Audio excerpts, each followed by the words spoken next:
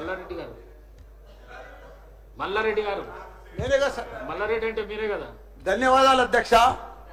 రెండు విషయాలు చెప్తా అధ్యక్ష. ఒకటి, ప్రభుత్వానికి గవర్నమెంట్ కు 1100 కోట్లు లాభం వచ్చేది చెప్తా అధ్యక్ష. రెండోదేమో మా మేడ్చల్ కౌన్సిలర్లు, కార్పొరేటర్లు, సర్పంచ్ల బాధ చెప్తా అధ్యక్ష. 2 నిమిషాలు. ఒక్కటే చెప్పు. 1100 కావాలా?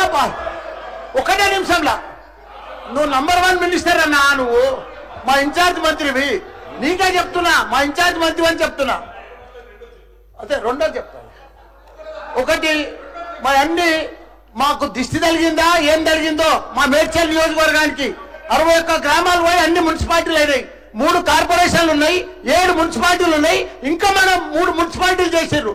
మాకు కౌన్సిలర్లు, కార్పొరేటర్లు అంతా కూడా 10 ఏళ్ల కోసం రిజర్వేషన్ తెచ్చినంటే మా టీఆర్ఎస్ ప్రభుత్వం ఇప్పుడు 5 ఏళ్లలోనే మొత్తం సమాప్తి చేసారు. కాబట్టి వాళ్ళంతా బాధపడుతున్నారు.